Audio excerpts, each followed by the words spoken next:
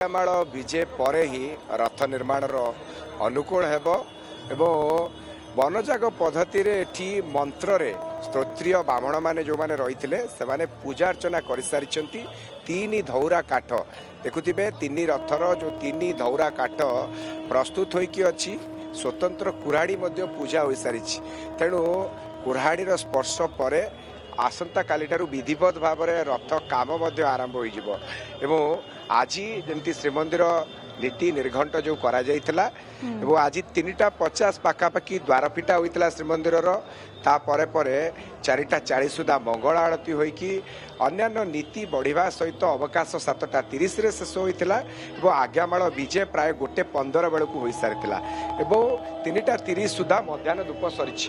ମଧ୍ୟାହ୍ନ ଧୂପ ପରେ ହିଁ ଇଏ ହେଉଛି ପ୍ରକ୍ରିୟାକରଣ। ଆପଣ ଦେଖୁଥିବେ ଯେ ଯେଉଁ ଚାଳି ରହିଥିଲା ସ୍ୱତନ୍ତ୍ର ଭାବରେ ଏଠି ହେଉଛନ୍ତି ରଥ କାଠର ଯିଏ ଅଧିଷ୍ଠାତ୍ରୀ ହେଉଛନ୍ତି ମା ଚର୍ଚ୍ଚିକା ଏବଂ ଏହି ରଥ ଚାଳିରେ ମଧ୍ୟ ବନଯାଗ ମନ୍ତ୍ର ପଦ୍ଧତିରେ ପୂଜା ମଧ୍ୟ କରାଯାଇଛି ଏବଂ ଆପଣ ଏଇ ଯେଉଁ ଚିତ୍ର ଦେଖୁଛନ୍ତି ସ୍ୱତନ୍ତ୍ର କୁରାଢ଼ୀ ଯାହାକି ଓଝା ମହାରଣା ସେବକ ପ୍ରସ୍ତୁତ କରିଛନ୍ତି, ତାର ମଧ୍ୟ ପୂଜାର୍ଚ୍ଚନା ହୋଇଛି। ତିନି ରଥ କାଠ ପାଇଁ ଯେଉଁଟା ଅନୁକୂଳ ହେବ।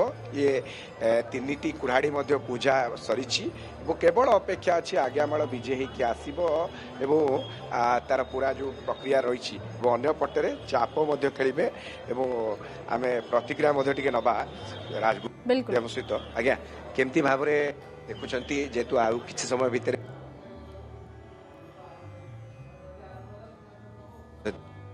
परंपरा जय जगन्नाथ। आज पवित्र अक्षय तृतीया एवं आज महाप्रभुंर ये महार्घ यात्रार प्रथम चरण आज अनुकूल है एवं आज रथ तैयारी आरंभ हो।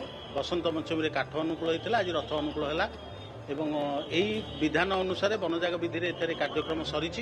बर्तमान महाप्रभु जितेबाला मदन मोहन भूदेवी श्रीदेवी रामकृष्ण एवं पंचमहादेव आसी विजय करेंगे। एठारे तीन बाड़र तीन पूजा पंडा सामंत तीनोटी आज्ञामाल धरिकी आसवे। आज्ञामाल होउछि महाप्रभुंकर साक्षात प्रत्यक्ष निर्देश जे मो काम आज आरंभ है एवं तांकर निर्देश प्राप्ति है परे तीनोटी आज्ञामाल खंडुआ पड़िकी आमर तीनोटी रथ धौरा काठरे रहिबो। तापर आपणकर इतिमध्य आमर तीन विश्वकर्मा जी रही तीन रथर मुख्य विश्वकर्मा से बरण हो शाढ़ी बंधा जाए एवं तापर से जाकर उपस्थित हेबे।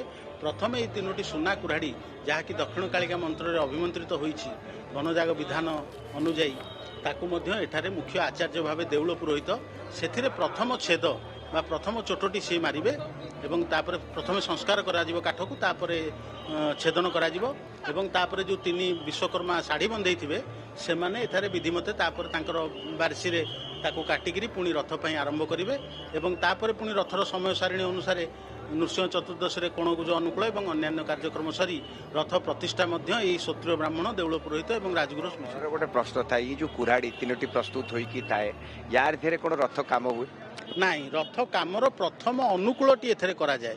आपन को एठी कहि रखे जेतेबेले आमर नवकळेबर बेले तीन दियंकर दारू छेदन करा जाए सेतेबेले मध्य तीनोटी सुना कुराढ़ी व्यवहार करा जाए एवं सेही दृष्टि एटा मध्य बनजाग पद्धति रे कार्यक्रम करा जाउची। सेथिपई ए कुराढ़ी मध्य होउची सुना कुराढ़ी जदिओ लुहारे निर्मित किंतु सुना कुराढ़ी एवं ओझा कमार सेवक जो माने आमर महाप्रभुंकर कमार सेवक से माने रथ पई कंटा तैयारी करबा पूर्व प्रथम ए तीनोटी कुराढ़ी आग तैयारी करता।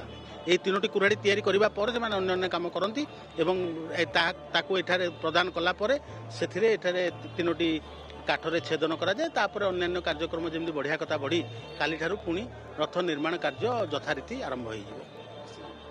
पूरा प्रतिक्रिया शुणुले एपटे देखुए चित्र जे पूरा पूरी भाव में जो प्रस्तुति रहा कथा कारण गोटे पटरे जितेबाला आज्ञामाल विजय प्रियदर्शन ए संपर्क रे तबे नियत भाव में आमर पूरी प्रतिनिधि प्रियदर्शन महांती जहाँ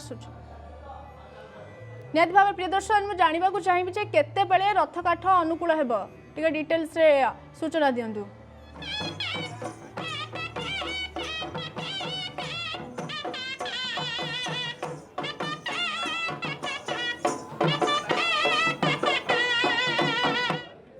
तो सरी आज्ञामाल विजय मध्य श्रीमंदिर रु जितेबाला हो जाए तापर एठारे जितेबाला आसिकी पहुंचती मदन मोहन मणि विमान रे स्वतंत्र भाव में आसी था सेतिकी बेले ही गोटे पटरे जितेबाला मदन मोहन यही पाख देकी जाती यही रथ खड़ा देकी जाती सेतिकी बेले ही ये अनुकूलर कार्य आरंभ हुए तेणु आम मोटामोटी कहीपर कि समय मात्र प्रतीक्षा कारण समस्ते आसिक आप देखुवे पहुँची सारी स्तोत्रीय ब्राह्मण मैंने जो मैंने रही मंत्र रे पूरा स्वतंत्र भाव में ये अभिषिक्त कराई काठर मध्य पूजा अर्चना कराइला एवं आपण पूरा चित्र देखुंट जे समस्त अपेक्षा करके रही केवल रथ निर्माण अनुकूल को जमी तीनोटी जो कुराड़ी रही तार पूजा होता आम पूरा चित्र देखुचे जे समस्त पंचायत श्रीमंदिर मुख्य प्रशासक कहतु स्तोत्रीय ब्राह्मण मैंने कहतु आचार्य प्रथमे स्पर्श करेंगे कुराड़ीर स्पर्श